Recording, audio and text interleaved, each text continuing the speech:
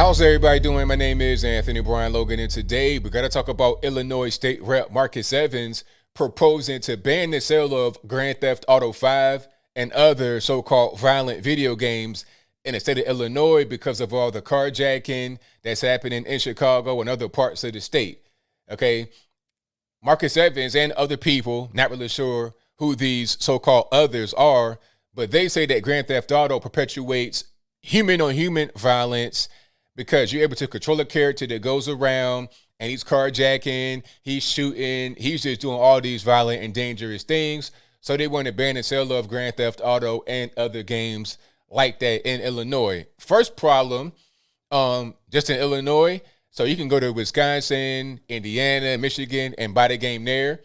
Okay, so what if I go to like Kenosha, Wisconsin, and bring it back to Chicago?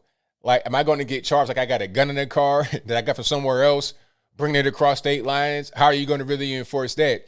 What if I buy the game on eBay? What if a friend of mine sends it to me in the mail, just like a regular USPS? Are they going to be screening manila envelopes for Grand Theft Auto 5? Okay, what if I download it? I can't download it to my system from somewhere else and then bring it here. The whole thing is just dumb. How are you really going to be able to ban a video game in one state? Just from a logistics point of view, it doesn't make any sense. But beyond that, it's not going to help anything, obviously, because there are actual real problems in Chicago and Illinois that you got to address. If you address these actual problems, maybe you'll put a dent in the violence that's happening right now in Chicago and the rest of the state. The most obvious thing is the corruption.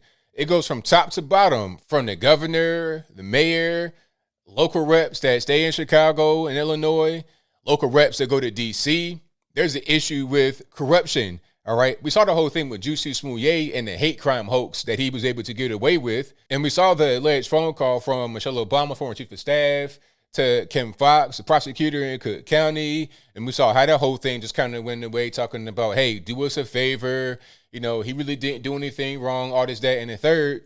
We saw that whole thing happen, right? And that kind of behavior, this quid pro quo, selling seats, getting guys off, favor here, favor there. That's the reason why there's so much crime and violence, or at least part of the reason. When you got these guys that should be away for a very long time, that don't go away for a very long time, and they commit crimes over and over and over again in the same community, and you're wondering why there's so much crime. Well, maybe if you lock Lil Man up for longer than a year or two for his violent crimes, for his violent offenses, maybe he wouldn't keep coming back to the same community doing the same thing over and over again, okay? That's a basic thing to understand. You want to talk about video games? How about this guy that does not play any video games? He doesn't have a PlayStation, an Xbox, a PC, a phone, nothing. He's just a general menace, goes out here, commits all kinds of crimes. Focus on that. Okay, and then of course you got the gang violence. They've been around for a long time.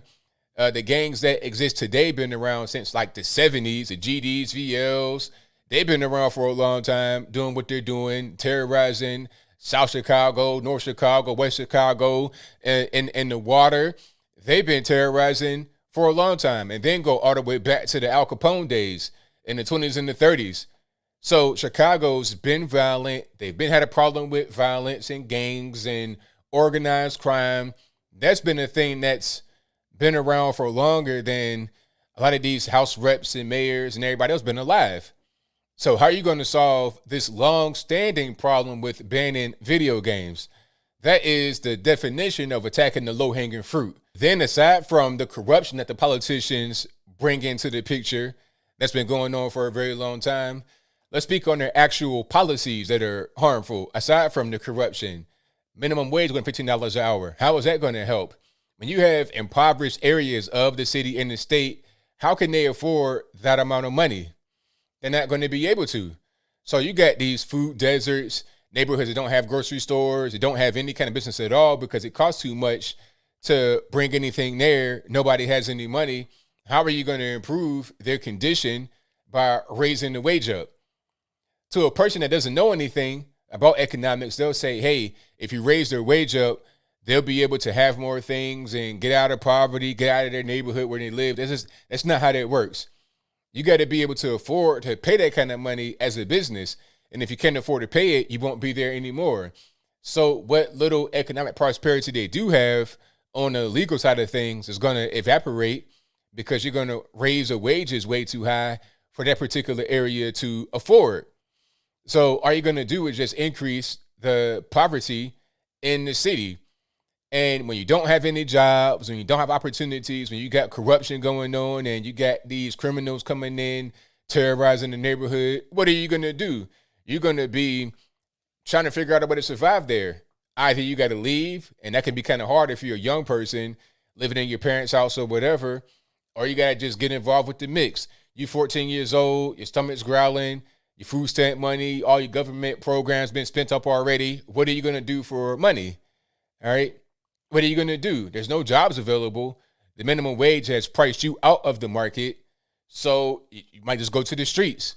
Now, I'm not saying that's a valid excuse for going to the streets, but that's a reason why that does happen. So you got high minimum wages, which is anti-poor person because you cannot afford to, you don't have the skills to be able to demand that kind of money, and you don't live in an area that can support that kind of money. So you're just going to be pretty much X'd out of the legal market until you get to be old enough to leave and figure out a different way to make it. And then when you do leave, you're probably going to be one of those that are a little bit more intelligent and forward thinking. Now you're going to have brain drain. That makes the community worse. All that will be left in these bad areas are just like the bottom of the totem pole type people. That's going to be, you're going to have a higher chance of getting crime and violence from these people. And the school systems are a mess down there.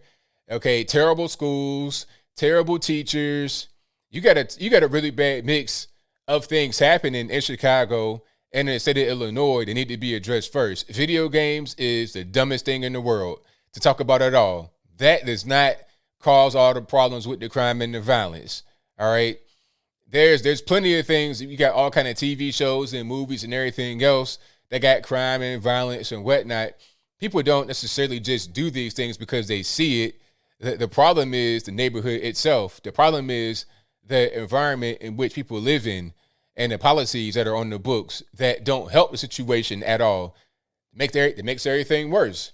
That's your actual problem. Video games, least of your concerns. So, yeah, these woke policies trying to help the black community ain't going to do nothing.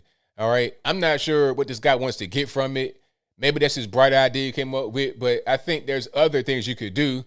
All right. I'm sure this guy is a Democrat, a liberal Democrat that proposed this thing. I'm sure of it. He probably is the kind of guy that will support Black Lives Matter too. He black himself, so he probably supports Black Lives Matter and these things. Those things like that are more damaging to the community than a video game will ever be. All right. When you got people on TV talking about, oh, hands up, don't shoot. And because I feel like this particular thing was wrong that happened, then I want to go out here and engage in the crime and the violence that I see on television that's being promoted by my mayor and my governor and everybody else. The crime in GTA is fantasy, is fiction, it's not real people, and ain't nobody going around talking about that's the way to live. But you do have people that are going around saying, hey, Black Lives Matter, hands up, don't shoot, all kind of corporations from Microsoft, all the way from Microsoft to the small mom and pop shop, local mayors, leaders, everybody, they're saying it's a good thing to engage in. So what has the bigger effect on the average everyday person? Is it the video games or the actual real violence that is encouraged by people on the ground that are trying to give you this ridiculous bill? I think I know the answer to that, but I think I'll leave that right there for now. And what say you? Do you think that violent video games are part of the problem in Chicago with the crime and the violence and the recent uptick in carjackings? If that's your viewpoint, let me know why in the comments below. Or is it not the problem at all? It's a scapegoat. It's a ridiculous idea to begin with. If that's your viewpoint, let me know why in the comments below. You guys pretty much know where I'm at with it. I think that trying to play video games is absurd. You get a lot of real problems in the city of Chicago and in the state of Illinois that need to be addressed first. Okay, you have the corruption from politicians The gang violence has been going on for a long time, ever since Al Capone, ever since, the dawn of the century, the 20th century. You got bad policies on the books. You got quite a few things happening that need to be addressed. And only at that point can you make a difference or a dent in what we're facing in society today. But whatever your thoughts are, please let me know in the comments below. And that's all I got to say for this video. If you like what you heard, please comment, rate, share, and subscribe. Peace.